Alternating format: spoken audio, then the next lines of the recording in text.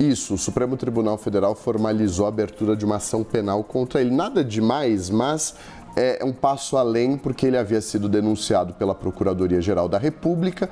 A PGR denunciou ele pelo crime de coação no curso do processo, porque ele tentou interferir lá nos Estados Unidos no processo judicial do pai dele aqui no Brasil, o ex-presidente da República, Jair Bolsonaro. O Supremo aceitou a denúncia, ele se tornou réu e agora muda a nomenclatura do processo no Supremo de inquérito para ação penal, que começou ontem. E aí nela ele vai prestar depoimento, as testemunhas de acusação e de defesa vão ser ouvidas e ao final do processo o Supremo julga se aceita, se condena ele ou o absolve.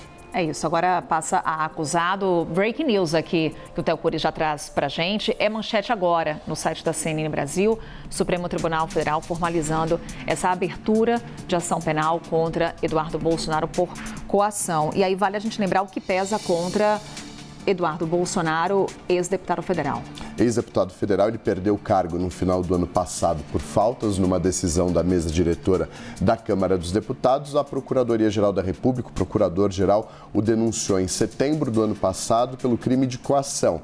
Ele diz em linhas gerais que Eduardo Bolsonaro e Paulo Figueiredo, que é um blogueiro que vive nos Estados Unidos, assim como Eduardo Bolsonaro, atuaram perante as autoridades americanas para impor sanções a ministros do Supremo e ao governo brasileiro com o objetivo de tentar mudar o desfecho do julgamento de Jair Bolsonaro. Apesar de não ter dado certo, o Procurador-Geral da República disse na denúncia que houve essa tentativa, mesmo que o objetivo principal não tenha obtido êxito, não tenha chegado a um sucesso, houve essa tentativa. Os ministros do Supremo na primeira turma são 4 ministros, porque o 5º ainda não chegou, que é o Jorge Messias. Os 4 ministros foram unânimes em concordar com os argumentos da PGR e tornar o ex-deputado réu.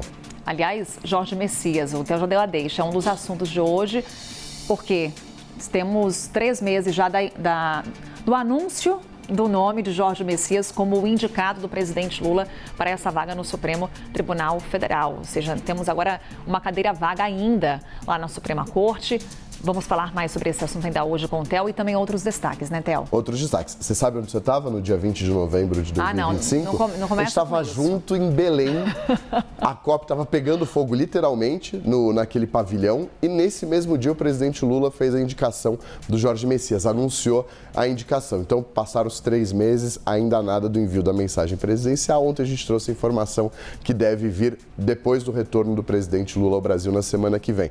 E a gente vai falar também Receita Federal afastando um servidor que é investigado no âmbito desse inquérito lá no Supremo Tribunal Federal, que vasculhou dados sigilosos e vazou dados sigilosos de ministros do Supremo. E vamos falar também das pautas prioritárias do Congresso Nacional nesse ano. Tem indicação do Jorge Messias, tem escala 6x1, tem muita coisa em muito pouco tempo.